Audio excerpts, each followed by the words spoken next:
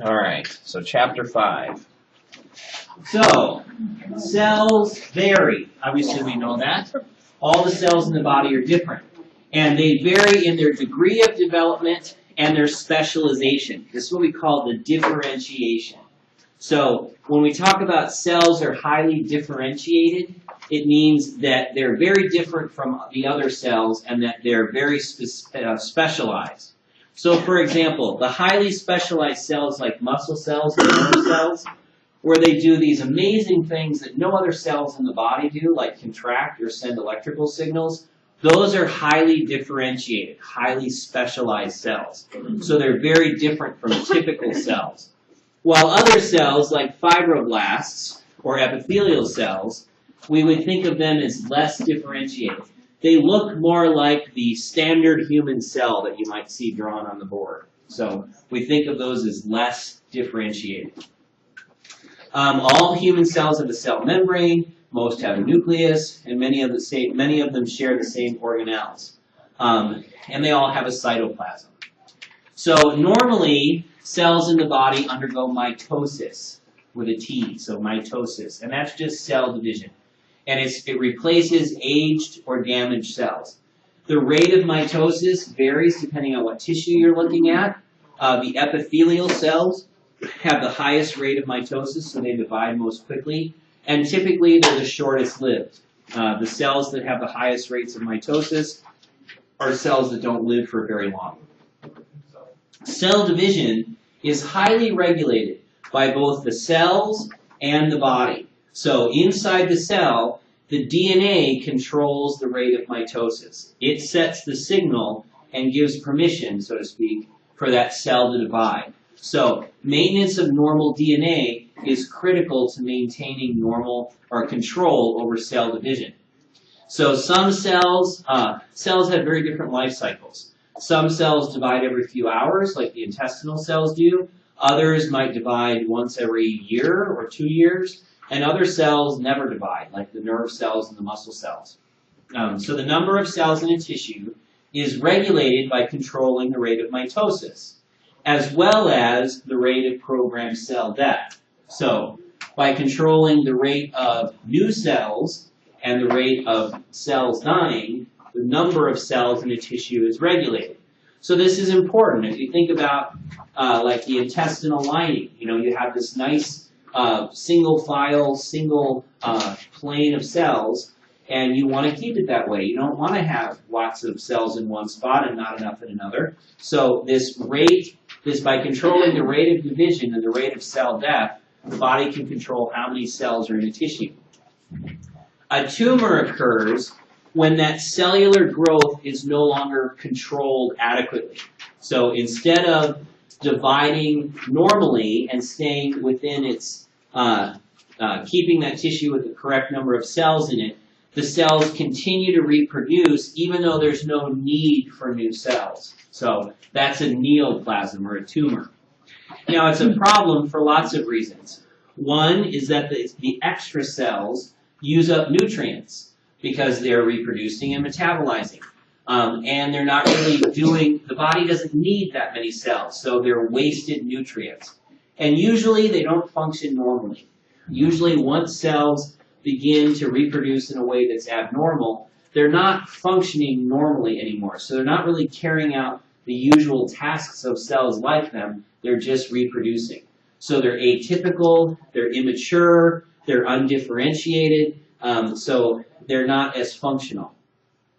We name tumors using a root word, which describes the tissue type, and then oma to designate a tumor. So the suffix oma, whenever you hear oma, that means it's a tumor.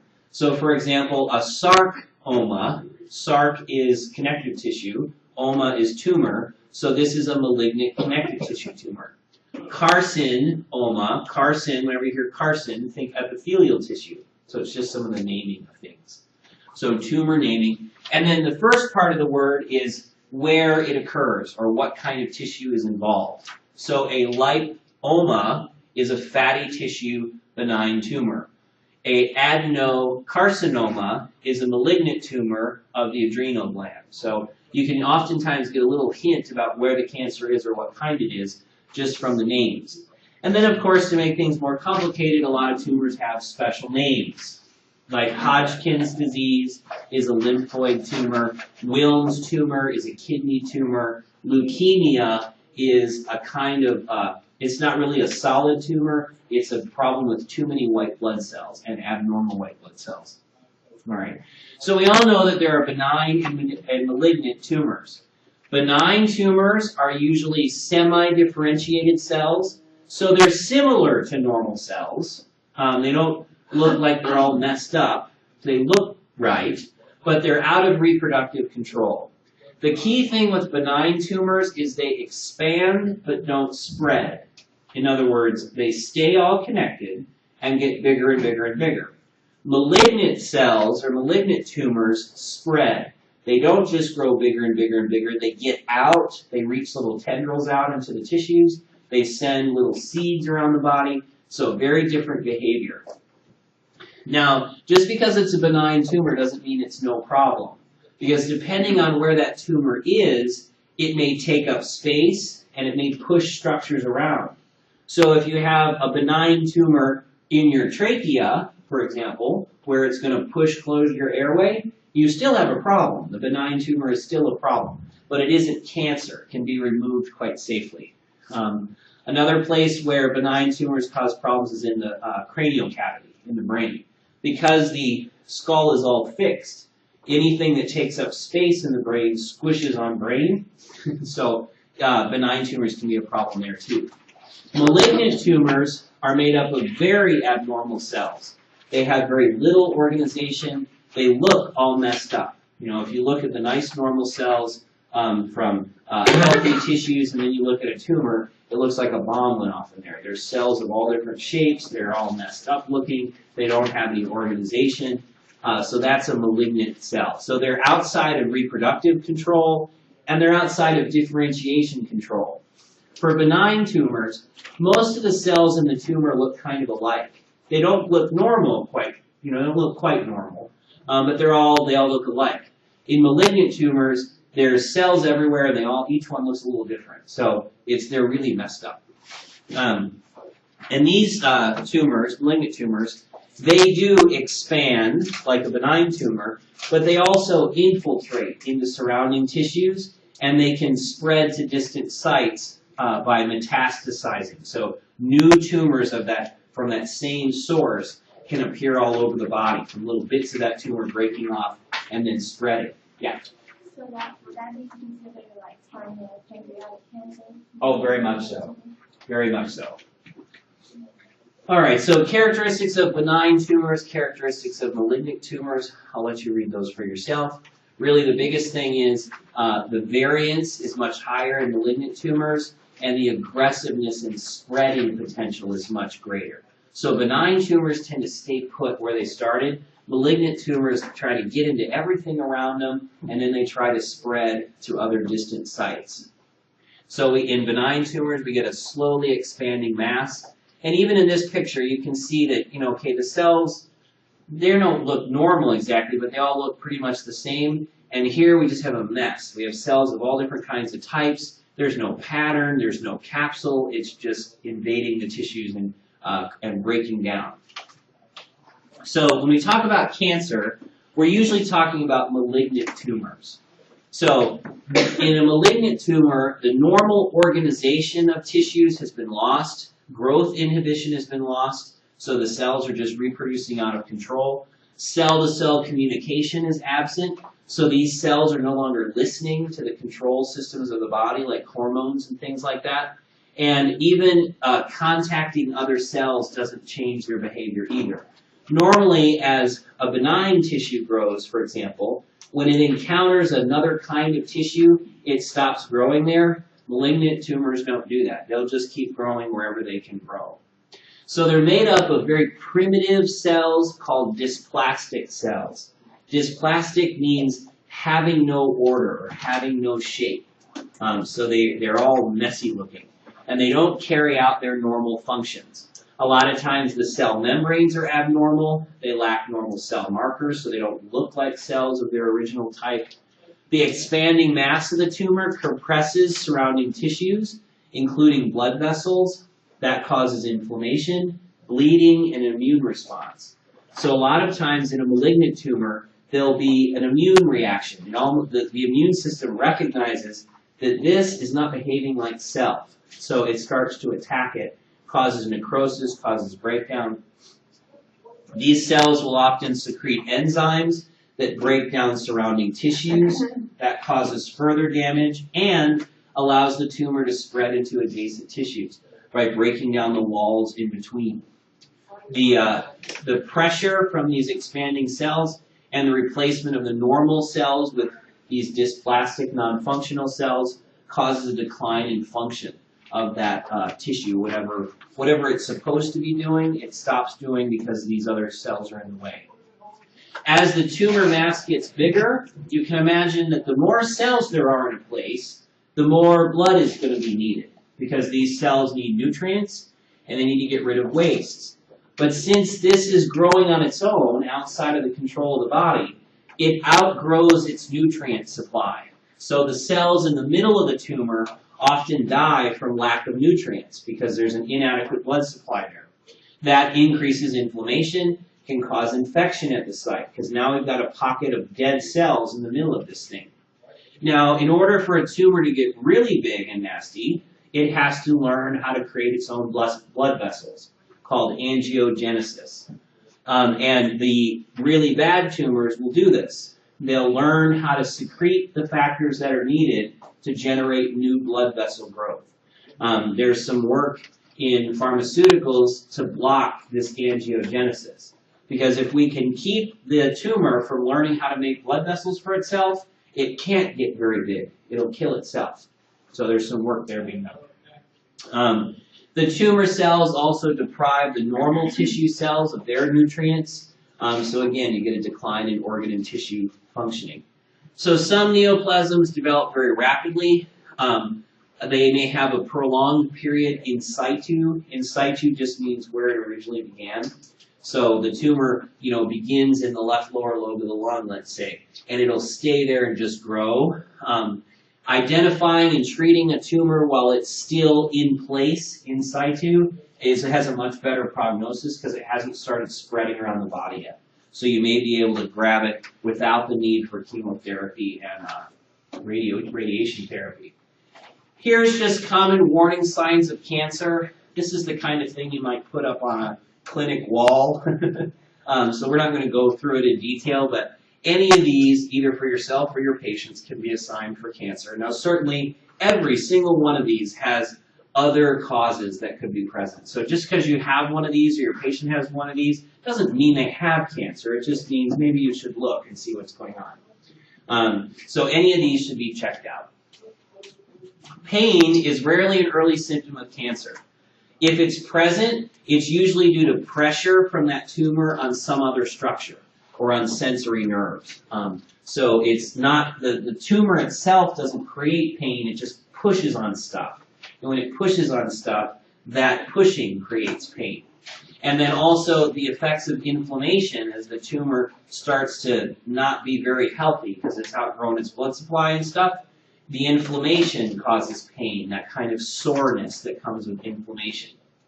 A tumor can cause obstruction. In other words, where the tumor mass compresses something important like an airway or something critical like the digestive lumen. So oftentimes the presenting symptoms of a tumor are an obstruction. The tumor gets big enough to collapse this right lung, that will come to clinical attention and they'll say, oh my goodness, you have a collapsed lung, and they'll look and find the tumor that caused it, the obstruction there. So it grows and it obstructs a duct, vessel, or passage. Another presenting sign may be infection from that tissue necrosis that we talked about. Systemic effects are often present, and a lot of times they go unnoticed. They're subclinical. In other words, people don't come to the doctor because of them, but when they finally come to the doctor for something else, then these other things get picked up in the history.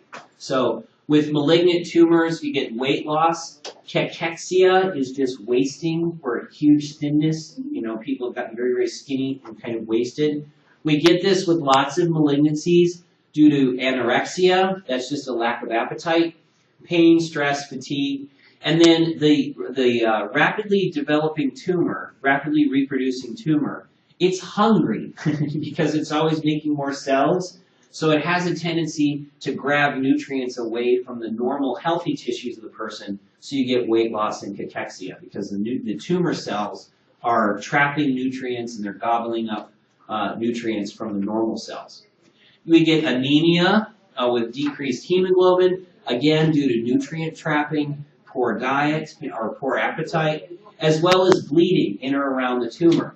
A lot of times for tumors, bleeding occurs, but nobody notices because it's inside the body or it's inside an organ. So the bleeding occurs, it gets gobbled up by the macrophages, but you still get an anemia present. This also happens in the GI tract. Bleeding up high in the GI tract, like in the first part of the intestine, doesn't get noticed because by the time it exits the body, it's been digested, so it doesn't really look like anything different. Severe fatigue, again, happens because of anemia, nutrient trapping, as well as that increased metabolic rate of inflammation, infection, bleeding. And then we get paraneoplastic syndromes. This is a great big complicated word, and in some ways it's fascinating that they ever occur. But sometimes these cancer cells will start to produce hormones or other chemical messengers that other kinds of cells produce, so they create different problems. For example, certain kinds of lung cancer produce the very same hormone as the parathyroid gland, so they cause calcium metabolism upset. And that would be an example of a paraneoplastic syndrome. You know, you have to remember that in the cells of our body, all the DNA is the same. So every cell knows how to do everything every other cell does, technically, because the DNA is there. So these paraneoplastic syndromes happen when these switches get turned on lung cell starts to behave like a parathyroid cell, for example. So that's a paraneoplastic syndrome. So how do we test for cancer? The tests are important for early detection, but only when the cancer is well known enough by science to actually have something we can test for. So it doesn't play a role in a lot of cancers, but certain well-known cancers, diagnostic blood tests are done. And they definitely play a role in the long-term monitoring of cancer over the course of treatment. None of these tests are 100% reliable. Every single one of them, there's other things that could cause that tumor marker to be present besides an actual tumor. So the only way to reliably test a tumor to see if it's cancerous is to do a biopsy. And anybody who has known someone who has cancer or has been part of the treatment will know that. That one of the first things they do when they find the tumor is they take a little piece of it and send it to the pathologist to find out if it's cancer or not. Because that's really the only way to do it. And what happens in that black box of pathology, they basically cut it into very thin sections, stain it, and put it under the microscope, and they see how disordered those cells look. You know, if they look like normal tissue, then there's no worries. If they look like they're just a little broken, but they're not doing anything terrible, that's a benign tumor. But if it looks like one of these cells that's just all over the place and no particular order, then you've got cancer on your hands. We also use diagnostic testing to make sure that a cancer that's been treated stays in remission. Cancer has a tendency to recur and reemerge in a cured individual. So let's say you had breast cancer, had it removed, were treated with chemotherapy or radiation, it's gone. For the next 10 to 15 years, probably your whole life, they're going to be testing you for the recurrence of that cancer. Because all it takes, in theory anyway, is one cell that got left behind, one cell that escaped the treatment, and it could start growing again, even somewhere else. So we follow when we can. It's nice to have a simple blood test to follow because it reassures patients that the cancer hasn't recurred. So some standard blood tests can suggest neoplasm, but they're not diagnostic. So, for example, your CBC, your hemoglobin, your platelet counts, those things are general tests. Most of the time in a cancer patient, they're done to monitor the effects of chemotherapy and radiation. Because the limiting factor for both chemotherapy and radiation therapy is bone marrow suppression. One of the ways I was taught about treating cancer is you have to kill the cancer without killing the patient. And the tricky part is the bone marrow has to reproduce, or the bone marrow cells have to reproduce to have red blood cells and white blood cells and platelets. So if you attack the body and all the dividing cells, that's what gets hit the hardest, that and the intestinal mucosa. Other tests we use are called tumor markers. These are substances, enzymes, antigens, or hormones, which are specific to certain cancer types. I think the easiest way to do it is to talk about examples. PSA, for example, prostate-specific antigen. When this level is high, it is highly suggestive of a prostate tumor, of a prostate cancer. CA125 is an example of another antigen that is high in ovarian cancer. CEA is common in colon cancer. These only work if people know about one of these chemicals, and they're hard to find. You can imagine that of all the millions of different substances floating around in the bloodstream, how do you identify the one that's high in this cancer? So this is always going on, but these are examples that are used commonly. All right, they're also used as screening tests, but people have to realize that they're just that, a screening test. Any screening test has a high rate of false positive. In other words, you can have a concerning PSA without having prostate cancer. So you have to use screening tests with a little bit of counseling so that people don't freak out if they have a positive. If you get a positive, that just means you're going to have more testing. It doesn't mean that you necessarily have what we were looking for. So screening tests, you have to be careful of the psychology of people, where they freak out when they should. Positive for cystic fibrosis on my second round on the newborn screening. Right, it can be very scary. Yeah, it can be very scary, but all it really means is we found one thing that's easy to find, but now we have to do a harder test, a more expensive test to confirm it. Which is hard to test on a newborn, the second testing, because they can't do the sweat test on Right, newborn. the salt chloride testing, yep. So you have to wait with scared breath, I know. I work with some CEF patients. The other diagnostic tests we use in cancer, radiographic techniques play a huge role. So taking pictures, ultrasound, MRI, CT. We use this to search for a tumor mass, even to the point of CT scanning somebody's whole body or MRIing somebody's whole body, trying to find that tumor that's causing the symptoms. We also use what's called radioisotope testing. This it sounds a little science fiction, but it's really like this. We give a little radioactive substance inside the bloodstream, and areas that have an increased metabolism, which tumors do, they light up under the right detection equipment, and we can find a tumor that way too. Cytologic testing is used to screen high-risk individuals.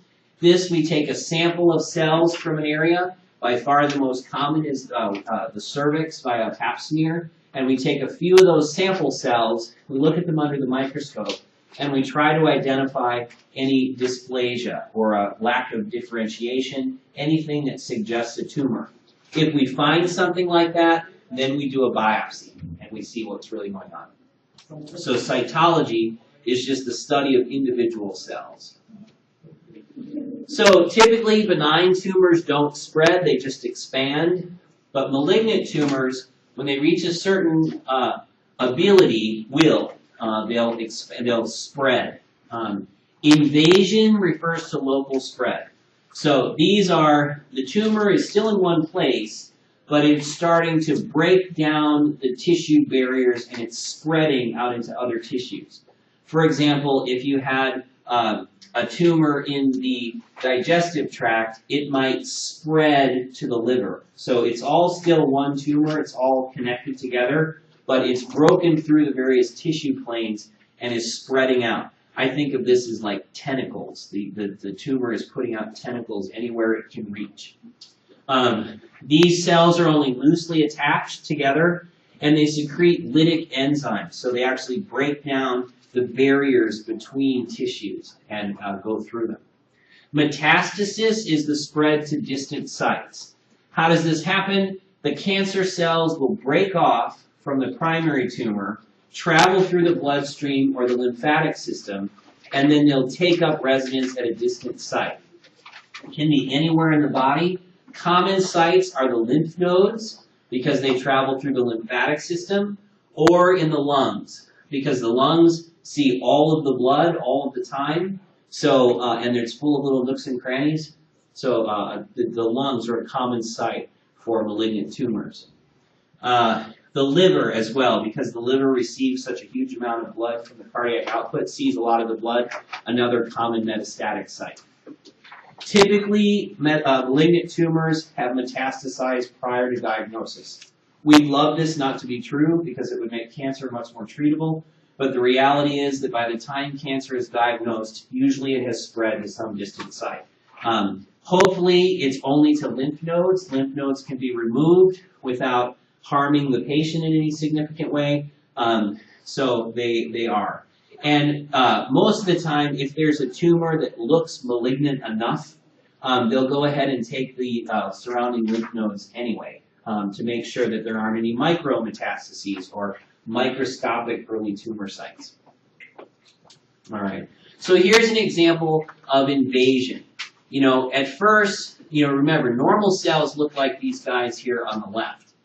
They're nice and tall. They are all sitting all parallel, right on the basement membrane. Well, these are tumor cells. They don't look normal. They're smaller. They're strange shapes. They're all different kinds of shapes.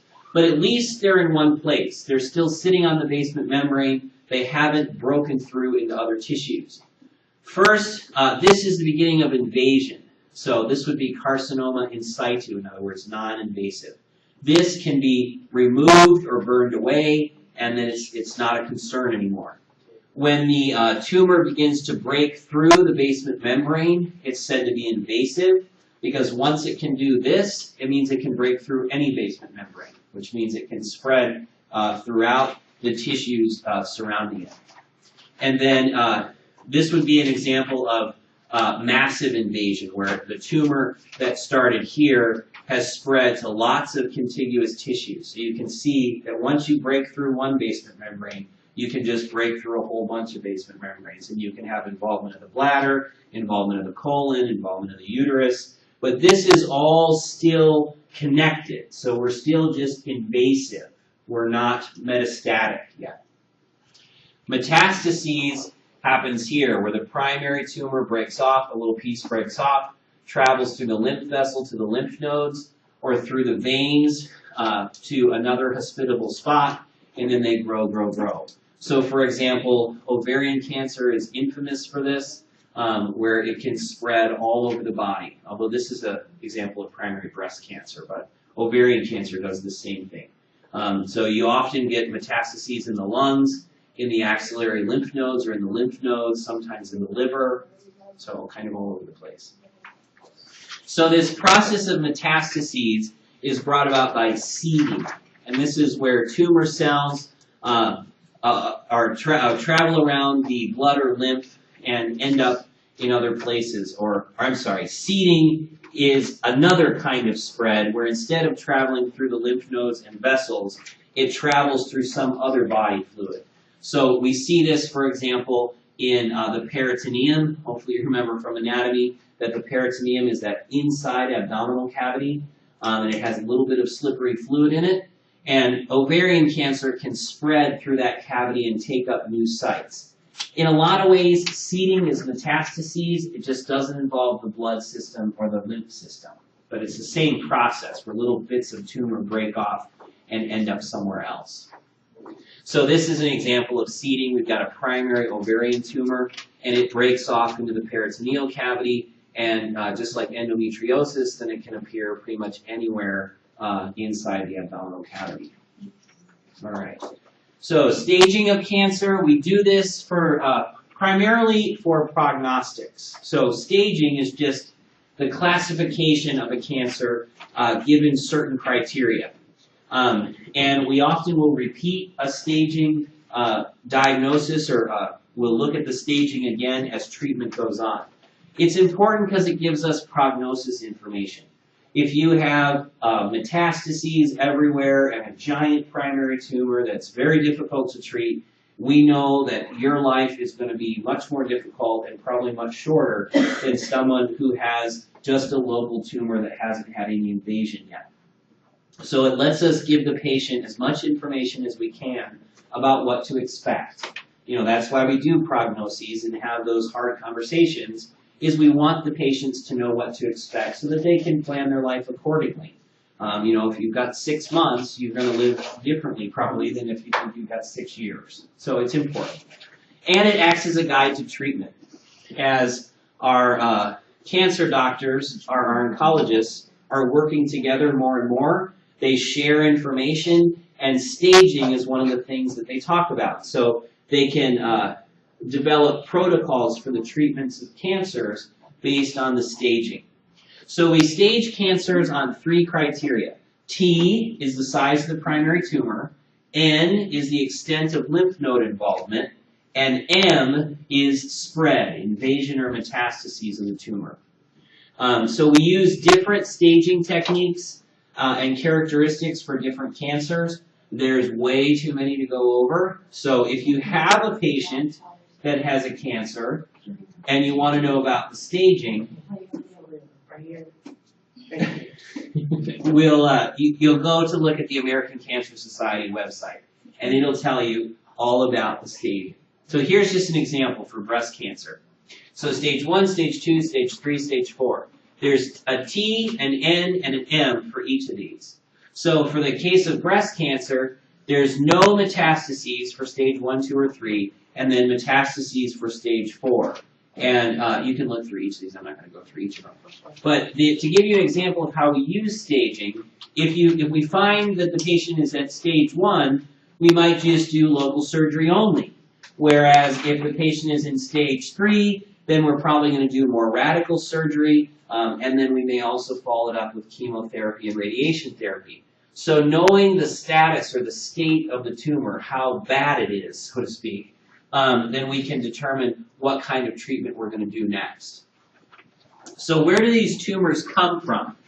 Carcinogenesis is the process by which normal cells become cancer cells.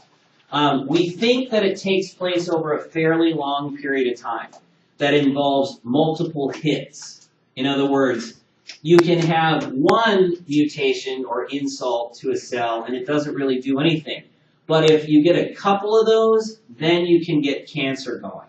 So we organize these factors as initiating factors. Those are things that cause irreversible change to cellular DNA. And then we talk about promoters. This alters normal cellular development. That's what causes dysplasia. Mutagens are what we call mutagens are cancer-causing substances. So they are they're one of the things that causes irreversible change to cellular DNA and promote metastases. So we start with an irreversible mutation. Repeated exposure to this mutagen increases the abnormality of these cells. And then additionally, with promoters, we get additional changes, and then eventually we get cancer. So we may go from a mutant cell, you know, it isn't really bad yet, but it's not exactly normal, and then we can get membrane changes, a loss of specialization, and then before long we have a malignant cell that's just totally doing its own thing. So obviously the carcinogenesis, or what makes cancer happen, is not very well known, not very well understood. We know it takes more than one thing, and we know it's not infection alone. So we know it's not infectious. There are some cancers that almost everyone gets if they live long enough. So one of the ideas is that the longer cells are around, the more environmental insult and mutagens they're exposed to, so that eventually they're going to go bad. They're going to break. They're going to get confused. Yeah. I read a story recently. This 2-year-old girl had a real severe case of actually breast cancer. They removed both her breasts and 16 lymph nodes by the age of 3. Wow. Do they think that might have, I mean, is that something where maybe it could have been even in utero and she was born with it and they just didn't know it could have been in utero. So cancer She could also, there's also genetic predispositions to certain kinds of cancer. so you can be born with not the greatest defense against cancer, and that may make it more likely for you to get cancer. But yeah, in that case, I would imagine, because the baby doesn't really make a lot of estrogen, and a lot of these breast cancers kind of depend on estrogen to really get going. And that's why I think in the article. But in utero, the baby's getting tons and tons of estrogen, so it would fuel any little cancer cell. But yeah, you can get cancer even from birth. Many of the Wilms tumors, which are big kidney tumors, kids are born with. So they're born with cancer. So it isn't just wear and tear from the environment. We don't really understand cancer very well. Did you have a question? Somebody over there? No? Okay. So because we don't know very much about cancer or how it starts, we kind of study what goes with it. What kinds of things seem to cause cancer? What things that people do are exposed to seem to have a higher incidence of cancer. So those are the risk factors. Examples are genetic factors. There are things called oncogenes that regulate the growth and division of cells, and there can be flaws in those that predispose to cancer. We know that some viruses called oncoviruses will alter cellular DNA. That's that human papillomavirus that we talked about last time, or in the last talk.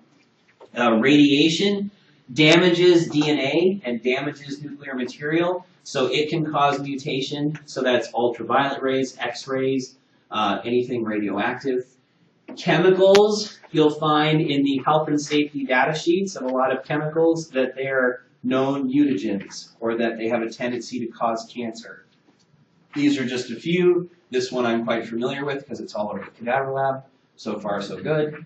Another chemical that people often hear about is saccharin. Saccharin was an artificial sweetener, and it was found to cause cancer, so you don't find it very much anymore. And then there's biological factors like age, diet, hormone, chronic inflammation. So one of the things we do to try to reduce the incidence of cancer is to reduce the risks. So where possible, we try to reduce the exposure of things we know can cause cancer.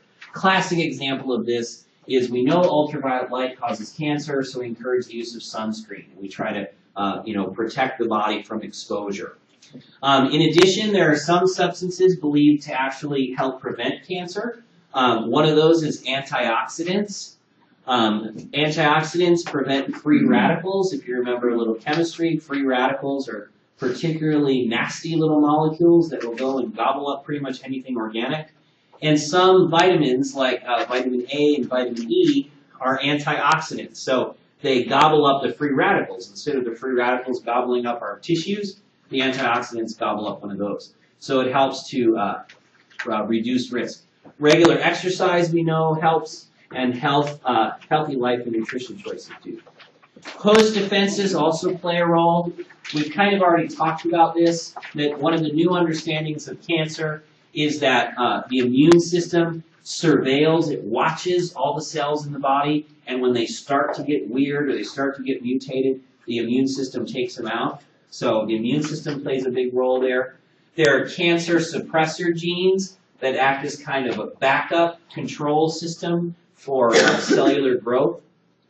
But anytime we have immune suppression, like AIDS, we have an increased risk of cancer. So how do we treat cancer? Basic treatment strategies are surgery, chemotherapy, immunotherapy, which is kind of new, and radiation. We tailor the treatment to the particular tumor. We try to be specific in what we do.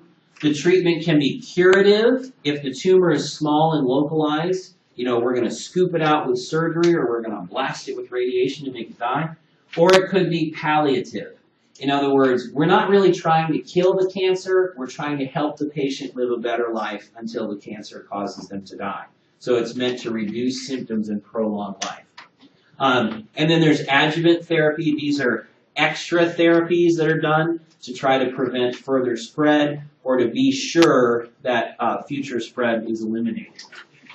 So this is a kind of pathway for usual the way cancer happens. We get tumor growth, then we get the signs appear, diagnosis. Diagnosis usually triggers treatment, which is often early surgery. If the tumor is small and contained, that's a cure.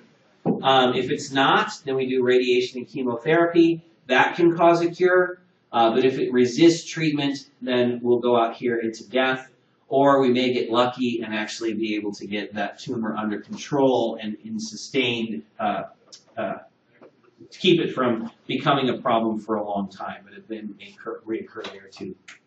So surgery involves physically removing the tumor. And we try to remove the tumor as well as enough surrounding tissue to be sure that there's no little tumor cells left in what we call the margin, or what's left after we take the tumor out. Oftentimes, nearby lymph nodes will be removed too, to try to pick up those micrometastases. Frequently, the boundary regions are checked under the microscope to be sure that we're not still seeing tumor cells where we cut, because if we did, we didn't cut enough of a margin. We didn't cut enough of the apparently normal tissue out to capture all of the cancer cells. We can also use radiology to destroy the tumor. We can burn it with electrodes put in under radiologic guidance, and that too destroys the tumor. Radiotherapy, we can either use radiation alone or in conjunction with chemotherapy. Both radiation and chemotherapy kind of do the same thing, which is it causes mutations in the DNA of target cells, preventing mitosis. So radiation attacks cells that are dividing rapidly, just like chemotherapy does. So, because tumor cells are usually dividing very rapidly, radiation stops their growth and kills them much more readily than the normal cells, which are dividing much more slowly. Problem is, radiation also destroys blood vessels. Can be a good thing because it starves the tumor for nutrients, but it can also cause additional problems. It's not effective against all types of cancer, and it can be applied internally. In other words, we can actually put a radioactive thing right next to the tumor and leave it there for a while, or it's externally by a device that looks like a souped-up X-ray machine that delivers either gamma rays or various types of radiation to the tumor. Bone marrow depression is the biggest side effect. It's usually the limitation on how much radiation therapy a person can tolerate. When the white blood cell counts get too low, you have to give the patient a break in order for them to build back up their natural defenses. You can see epithelial damage on the skin. We see this as mild burning. You don't see much of that anymore because of the new ways they do it, but you still do see hair loss. Hair loss comes about because of chemotherapy and radiation, and it's because hair growth is the result of cellular division. So if we're knocking out mitosis all over the body, then hair can't grow and hair gets weak and falls out. Abdominal radiation is likely to cause sterility because it breaks the testes or ovaries so that they don't function properly anymore in terms of meiosis. And it also creates generalized fatigue and lethargy. So the chemotherapy, its point is to block the cell division cycle to try to halt the growth of a tumor, and we'd like to kill them too. There's lots of different agents for chemotherapy. The details here are not important for you to know. That's for your pharmacology class to talk about, but this is just an example. Oftentimes there's more than one, most of the time there's more than one agent used, because we want to attack this tumor, this dividing tumor, from as many different ways as we can. Just like trying to fight a virus, you want to go after it a bunch of different ways, because just like a virus or a bacteria, a tumor can mutate away from a particular therapy. So we try to whack it from all different sides at once. So we do cocktails. Oncologists run this stuff because any one of these are poisons. So they have to be used very carefully because any one of them can very easily kill a patient. So they have to be given carefully and they have to be monitored very carefully. This is just showing you where several of the chemotherapy agents act at different stages in the cell cycle.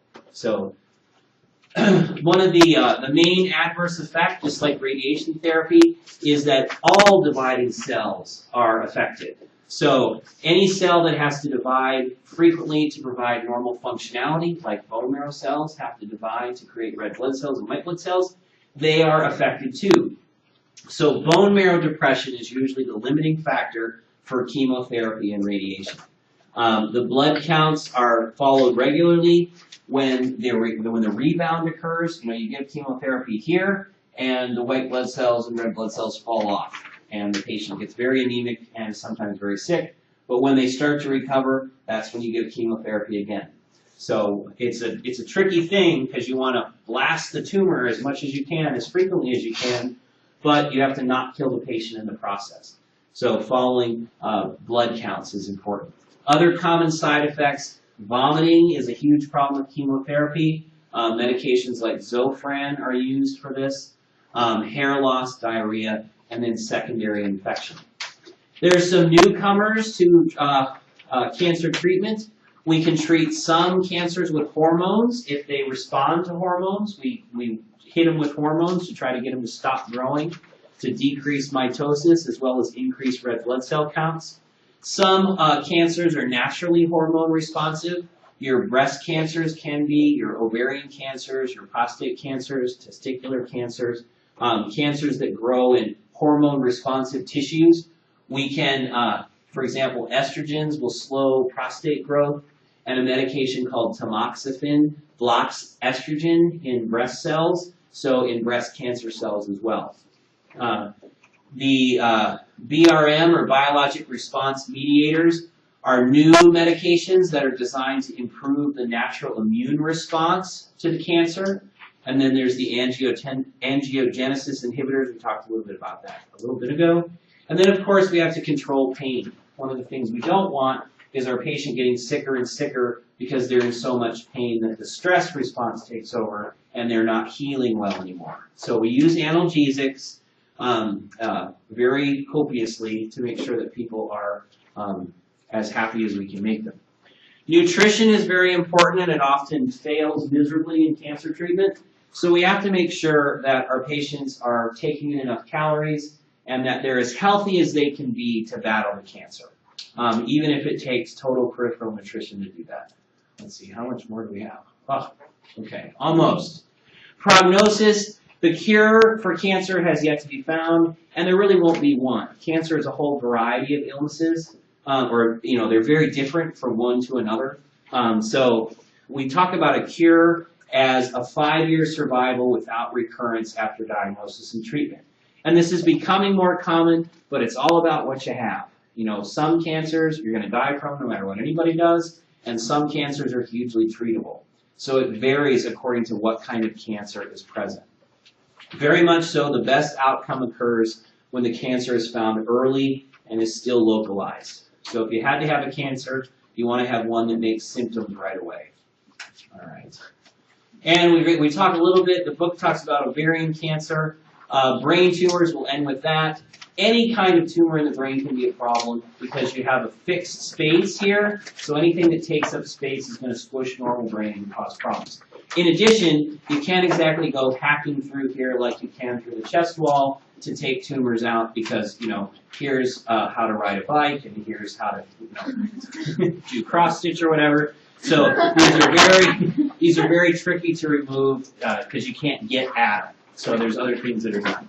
I promise next time it's not going to be this intense because I'm going to change some things. So